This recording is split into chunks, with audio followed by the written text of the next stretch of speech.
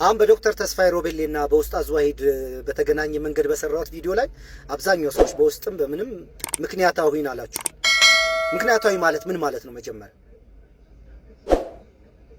እዚህ እንደዚህ አይነት ሐሳብ ላይ ሙስሊም ወንድምና እህቶችም የሰጣችሁ አላችሁ። ምንድነው ምክንያታዊነት? እኔ እኮ ራሴ ምክንያት ነኝ። በራሱ ምክንያታዊነት አልፎ እኮ ምክንያት ነኝ እኔ። እና ምክንያታዊነት ለኔ የምነገር ሰው አይደለም። በጣም ነው በምክንያታዊነት ማምነው። እና ኡስታዝ ዋሂድን ዝም ብሎ ሃይማኖተኞች እንደሚደጋገፉት አይነት አይደለም የምደግፈው እኔ። ኡስታዝ ዋሂድ እኮ በጣም እንደውም በሚገባው ልክ አላወራሁለትም። በሚገባው ልክም ሰዎች አልገለጹትም። ያው ስሜታዊነት ነው እንደው ዝም ብሎ ማሽቃበጥ ነው ምናምን የምትሉት አይነት ነገር ለእናንተ አእምሮ ነው እንጂ ለኔ እንደዛ አልገምትም። እማምንበትን ነገር ከልቤ የተሰማኝን ነገር ማውራት ከዛ የሚመጣውን ጣጣ በደስታ መካፈል ምንም ችግር የለብኝም። የብዙ ዓመት የህይወት ኤክስፒሪየንስ እንደዛ ነው።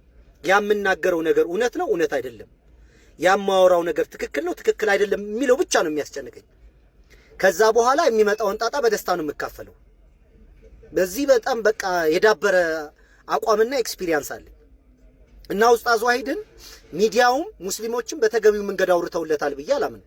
በእስልምናም ብዙ ስለማይወደድ ያ ነገር በእስልምና ጎልቶም እንዲወጣ ስለማይፈልግ ይሄ ትህትና ቅንነት አላህን ብቻ ነው ከፍ ማድረግ የሚጠበቅብንኛ። ግን ወንድም የ21ኛው ክፍለ ዘመን ላይ ደግሞ አንዳንድ ሰዎች ያላቸውን ዕውቀትና ችሎታ ደግሞ በተገቢው መንገድ ሽርክ ባልሆነ መንገድ መናገር ደግሞ ግዴታ ነው። እና እኔ በጣም አንድ የሚገርመኝን የኡስታዝ ዋሂድ ኳሊቲ ልንገራችሁ። በጣም የሚገርመኝን ማለት ነው። አብዛኞቻችሁ አይታችሁት ከሆነ አላውቅም እንግዲህ በጣም የሚገርመኝ ኡስታዝ ዋሂድ ኳሊቲ በኡስታዝ ዋሂድ ኳሊቲ በኡስታዝ ዋሂድ ደረጃ በኡስታዝ ዋሂድ ልክ ይሄ ሃይማኖትን የሚረዳ ዕውቀት ያለው ሰው በእንደዚህ አይነት ባህሪ ይገለጣል ብዬ አላምንም።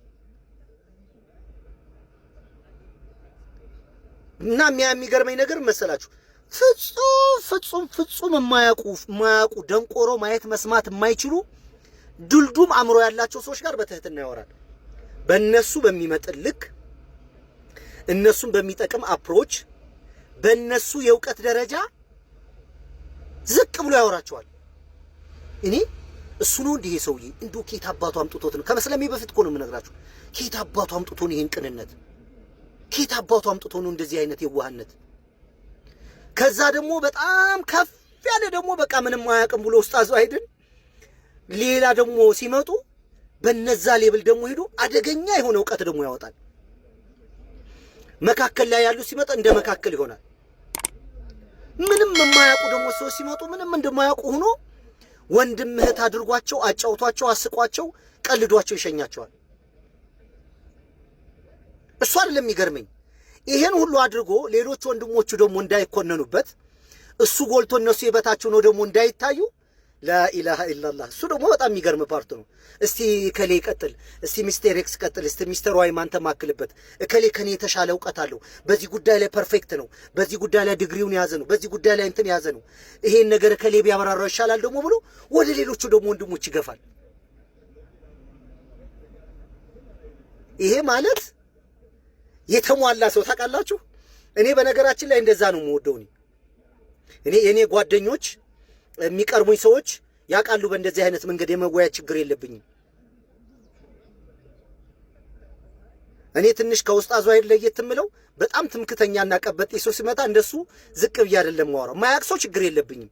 ትምክተኛ ስመጣ ሳገኝ ግን መብረቅ አውርጀበት ግብአተ መሬቱን ነው የምፈጽመው። አሁን እንደውም ኡስታዝ ዋሂድ ተማሪ ስለምባል ትንሽ እንትን ሰዎችን በእንደዚህ አይነት መንገድ አፕሮች ለማድረግ እየሞከርኩ ነው። እና ኡስታዝ ዋሂድ በጣም እዩኝ የማይል 24 ሰዓት 24/7 እንዴት ሰውን ለማገዝ በእንደዚህ ደረጃ ይተጋል?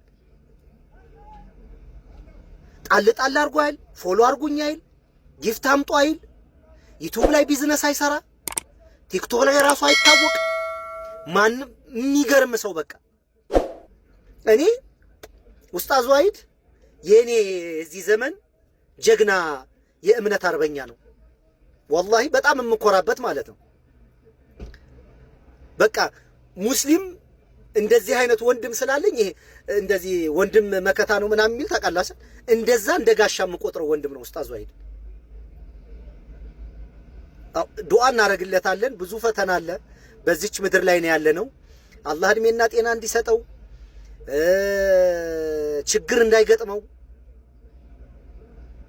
ሌሎች ወንድምና እህቶች በወደቁበት መንገድ እንዳይወድቅ ቤተሰቡንም እሱንም ጤና እንዲሰጥ የበለጠ አላህ ከዚህ በላይ እንዲጨምርለት የዕለት ዕለት ዱዓችን ነው። በተለይ እኔ በቀን ሳላስበው ውያላቀም ምክንያቱም በጣም ነው የምወደው። በቃ ሳላስበው ውያላቀም እና ሁላችንም እዚህ ማህበራዊ ሚዲያ ላይ በአንድም በሌላ መንገድ ሚና ወስደን የምንሰራ ሙስሊሞች ከታላላቅ ወንድሞቻችን መውሰድ ያለብንን ነገር መውሰድ አለብን፣ መማር አለብን። ታላቅ ወንድም የሚለው በእድሜ በቁጥር አይደለም። እሱ እድሜ ይቆጥራል ዝም ብሎ። ታላቅ የምለው እኔ የኔ የግል ፕሪንሲፕል ቢሆንም ታላቅ የምለው በዛ በሚያምንበት በሚያራምደው ነገር ላይ የሚኖረው ህይወት ነው ትልቅ አድርጌ የሚቆጥረው አንድ ሰው እንጂ የፈለገ ሰማይ ምድርን 4 ጊዜ 5 ጊዜ ቁርአንን ሰው ሐፍዞ ህይወት ከሌለው ምን ያደርግልኛል? ምንስ ይጠቅመኛል? እኔስ እንደዛው ህይወት ከሌለ ምን ያደርግልኛል? ህይወት ያለው ሃይማኖት፣ ህይወት ያለው እምነት በጣም ነው ልቤን የሚገዛኝ። ስለዚህ ኡስታዝ ዋሂድ አላህ እድሜና ጤና ይስጥህ፣ ረጅም ዓመት እንድትኖር ረጅም ጊዜ በጤና እንድትቀመጥ አላህ ያንን ነገር እንዲሰጥህ መልካም ጸሎቴና ምኞቴ ነው። መልካም ቀን። ኢስላማዊ መልሶች